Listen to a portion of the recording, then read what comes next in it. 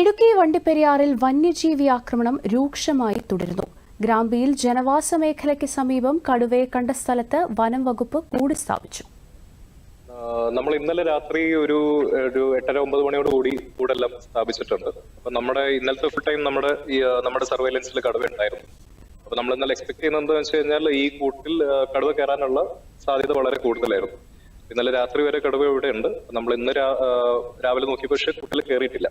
അപ്പൊ നമ്മൾ ഇന്ന് രാവിലെ ചെയ്യുന്ന കാര്യം എന്താ വെച്ച് കഴിഞ്ഞാൽ നമ്മൾ ഡ്രോൺ വെച്ച് സർവൈലൻസ് ചെയ്യാണ്, നമ്മൾ തെർമൽ വെച്ച് നോക്കും.